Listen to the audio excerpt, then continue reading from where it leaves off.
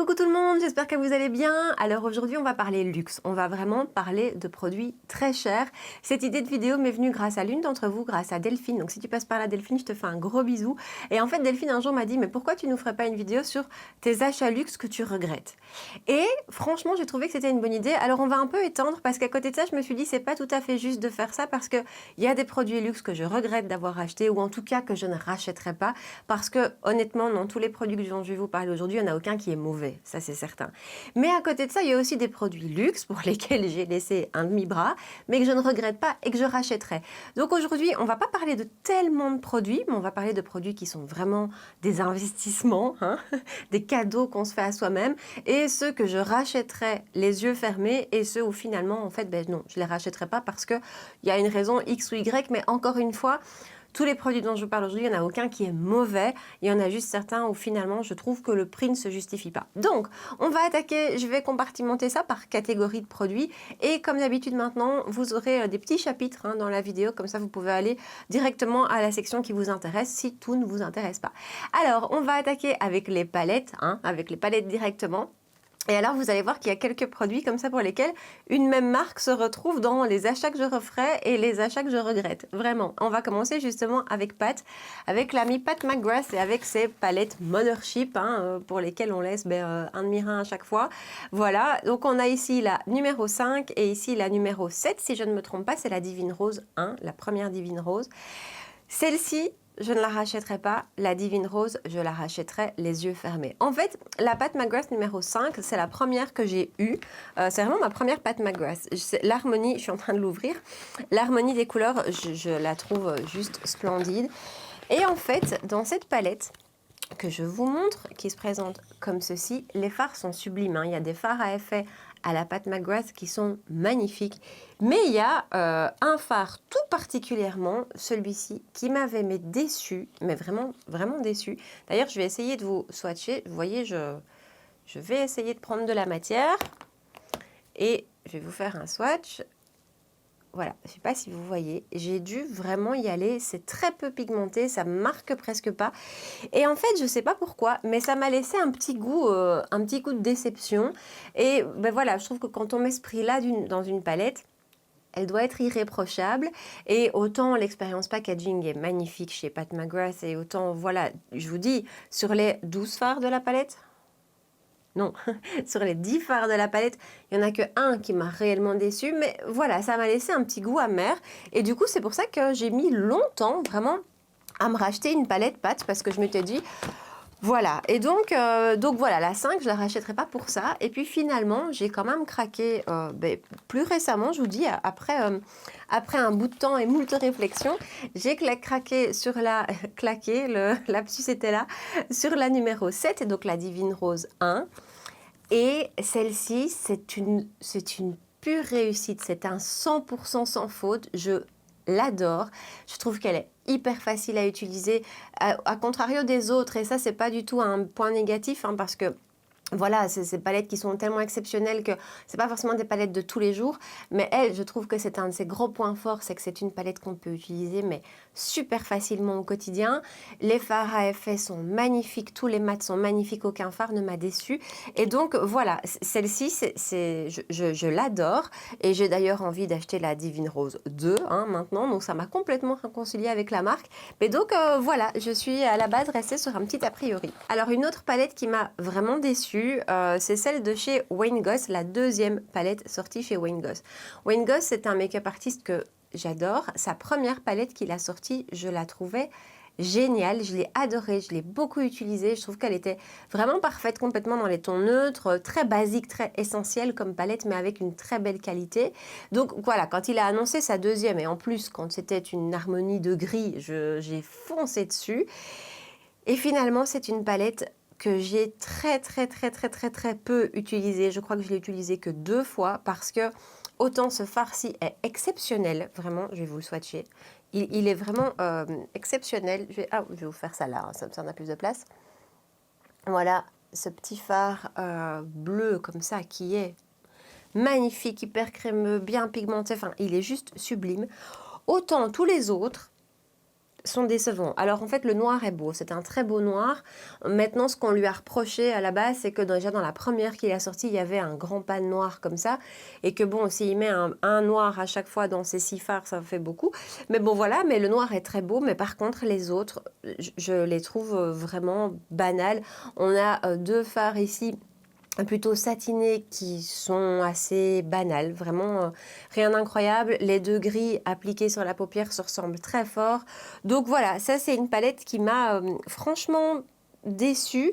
Et en fait le truc c'est que ici il vient d'annoncer une 3e, l'harmonie a l'air assez jolie.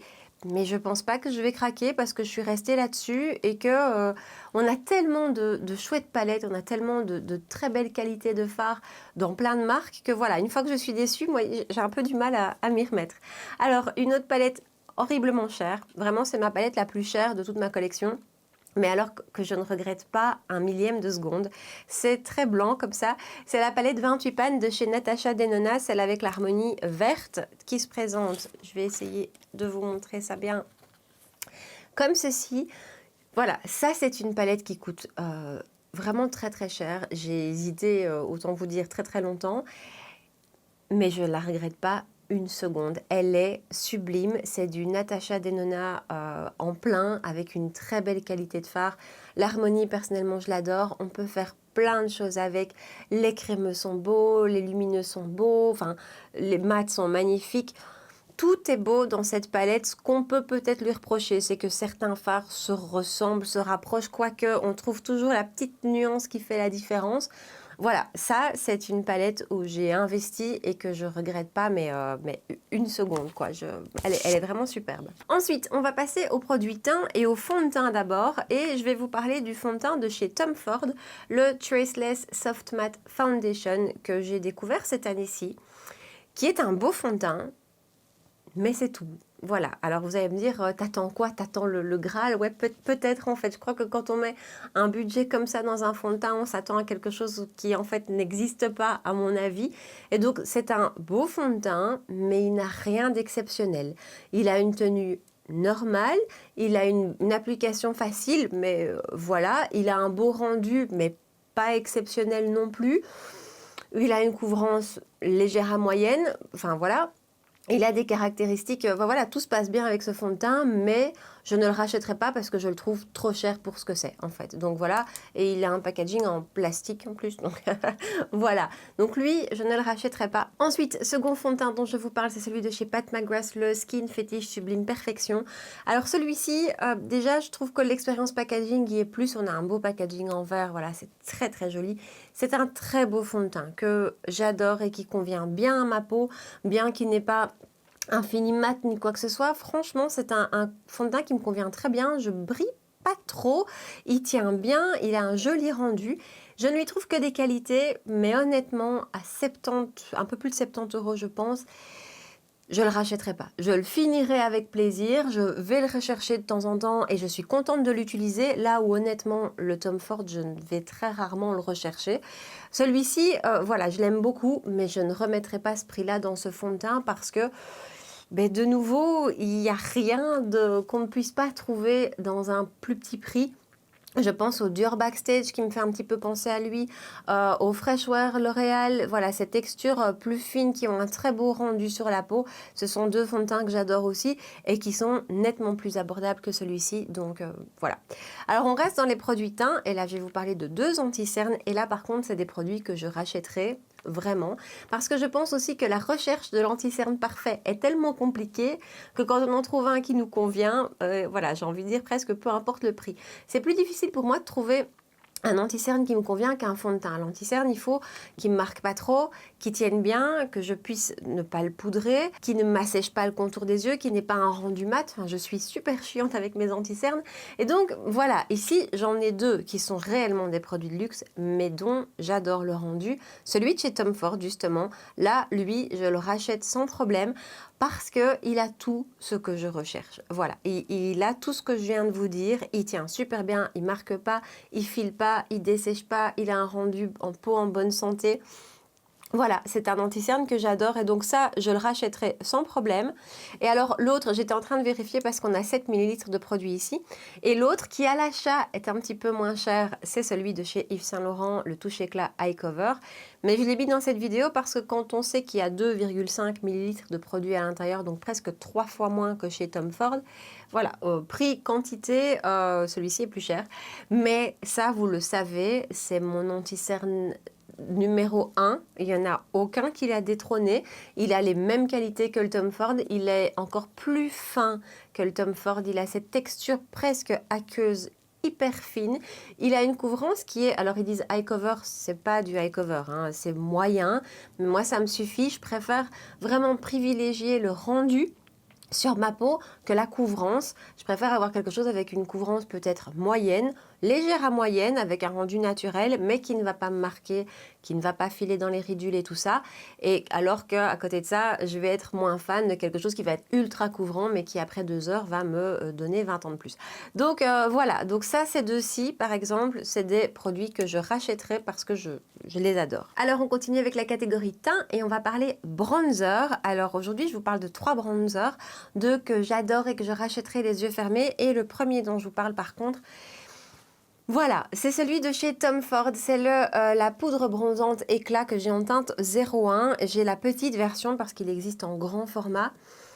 Voilà, ce bronzer, je ne sais pas pourquoi, mais il ne m'a pas transcendé. Je le trouve beau, encore une fois, tout ce dont je vous parle aujourd'hui, ce sont des beaux produits, hein, mais je trouve que le prix est tellement élevé que je m'attendais à autre chose. Et en fait, c'est un bronzer lumineux, j'aime autant utiliser le Hoola Glow par exemple de Benefit, voire plus, parce que lui je l'utilise tout le temps, alors que celui-ci je l'ai rangé dans mes tiroirs et je ne retourne jamais le chercher.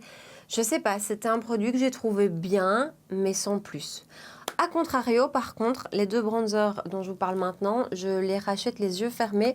D'abord celui de chez Victoria Beckham, moi je sais que je vous embête avec lui, mais c'est vraiment mon bronzer adoré. La texture de sa poudre est ultra fine, je la trouve magnifique. Il a une super bonne tenue, je l'ai encore porté hier de 7h à peu près 20h avec le masque, beaucoup enlever, remettre le masque avec une grosse chaleur. Il n'a pas bougé, il tient super bien. On a une vraie expérience packaging aussi avec ça. Et je trouve vraiment que c'est important quand on parle de produits luxe, je trouve que ça rentre tout à fait en considération. Et donc voilà, ça je l'adore. Et l'autre bronzer luxe que je rachèterai parce que je l'aime vraiment beaucoup, c'est celui de chez Gucci, donc c'est la poudre de beauté éclat soleil. Je pense qu'ici aussi ce qui fait que je l'aime tant, c'est sa teinte, donc j'ai la teinte numéro 1, la numéro 1, et voilà, la teinte pour moi est parfaite entre le chaud et le froid, elle est juste comme il faut. J'aime pas les bronzers trop chauds et lui vraiment il a une teinte juste nickel. J'aime beaucoup le packaging aussi, il y a cette expérience packaging qui est très belle, donc voilà, chez Gucci je l'aime beaucoup, mais à côté de ça le Tom Ford je le rachèterai pas. Alors les blushs en produits vraiment luxe dont je vous parle aujourd'hui, d'abord on va parler de ceux que je ne rachèterai pas. Celui de chez Dolce & Gabbana, celui-ci en tout cas, celui en crème, parce que celui en poudre, je vais vous en parler juste après. Celui en crème, je ne le rachèterai pas, vraiment. Je trouve que d'abord, de nouveau, au point de vue packaging, on ne s'y retrouve pas comme chez Victoria Beckham, par exemple. C'est assez léger, donc voilà. Et c'est quand même un produit qui coûte de nouveau très cher, sinon il ne serait pas dans la vidéo du jour. Et d'un point de vue de la qualité du produit en lui-même, des produits crème, des blushs crème, j'en ai énormément. Et honnêtement, celui-ci n'a absolument rien de plus que beaucoup d'autres, que ce soit le Fenty, qui n'est pas un petit prix non plus, mais quand même nettement plus abordable que celui-ci. Par exemple, le Fenty, ou même, j'ai envie de vous dire, le Révolution, le Planète Révolution, dont je viens de vous parler tout récemment, que j'adore, que je porte encore aujourd'hui.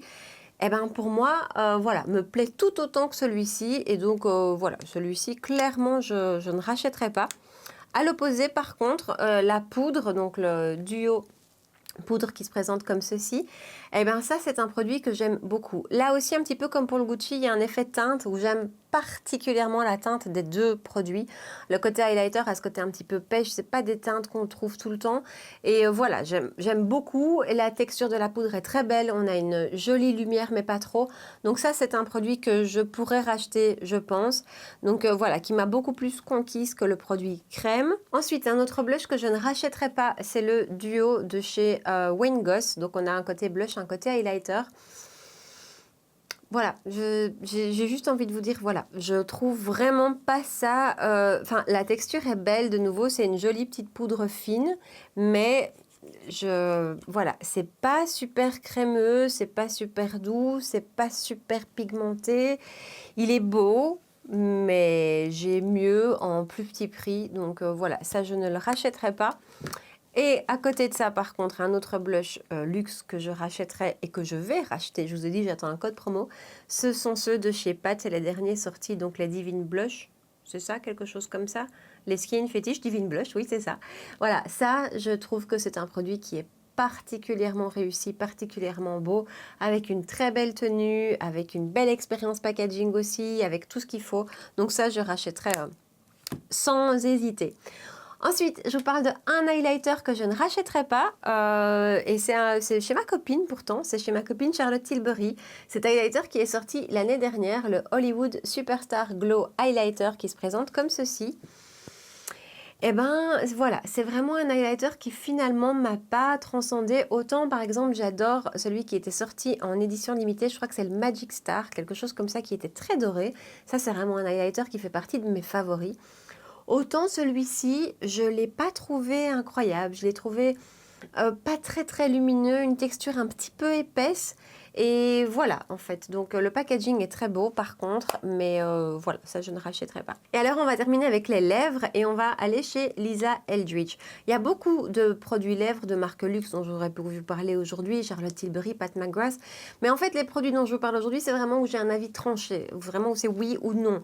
Genre, par exemple, le bronzer de chez Dolce & Gabbana. Je l'aime vraiment bien. C'est ni oui ni non. C'est au milieu. Voilà. Et idem pour les rouges à lèvres Pat McGrath ou Charlotte Tilbury. Par contre, les Lisa Eldridge, là, je trouve qu'il y a du super bon en mat. Les rouges à lèvres mat de chez Lisa Eldridge, je vous les recommande les yeux fermés. C'est encore ce que je porte là maintenant. Ce sont des rouges à lèvres qui ont une texture, une tenue, une opacité qui sont géniaux. C'est pour moi les plus beaux rouges à lèvres mat que j'ai pu tester. Donc ça, les yeux fermés. À l'inverse, le dernier qu'elle vient de sortir, donc c'est une formule crémeuse, je me trompe, enfin en même temps le packaging est le même, c'est une formule crémeuse. Ils sont bien, mais ils sont pas waouh. Voilà, là où les mats sont vraiment un niveau au-dessus, les crémeuses sont bien, mais vraiment pas incroyables. Au contraire, il y a plutôt une teinte qui m'a relativement déçue, qui était vraiment pas pigmentée. Les deux autres que j'ai prises sont jolies, mais sont pas incroyables. Donc voilà, dans la même marque, de nouveau, un que je vous recommande à 100% et l'autre, voilà, un peu moins. Et donc voilà pour ma vidéo récap produits luxe que j'avais envie de vous faire parce que c'est vrai que parfois on se demande si c'est bien raisonnable de craquer autant dans un produit. Et comme je vous l'ai dit aujourd'hui, pour certains produits, je ne le regrette pas une seconde. Pour d'autres, ben je ne rachèterai pas, je ne réitérerai pas. Il y a beaucoup de produits dont je ne vous ai pas parlé aujourd'hui qui sont des produits luxe. Comme je vous dis, je pense là tout de suite au bronzer de Dolce & Gabbana, ce genre de choses, parce que c'est des produits voilà, pour lesquels j'ai un avis moins tranché que ceux dont je vous ai parlé aujourd'hui. J'espère que ça vous aura donné quelques informations, que ça vous aura peut-être guidé dans vos choix si vous hésitez. Partagez-moi ici en bas dans les commentaires et sur Instagram d'ailleurs le produit luxe que vous regrettez finalement d'avoir acheté et que vous ne rachèteriez pas. Voilà, laissez-moi tout ça ici en bas. Si vous avez passé un bon moment et si vous avez aimé cette vidéo, vous pouvez la liker et vous abonner à ma chaîne. On se retrouve 2 fois par semaine pour des vidéos make-up, les mercredis et les dimanches soir. Voilà. En attendant, je vous souhaite une super belle soirée et je vous dis à très bientôt. Ciao!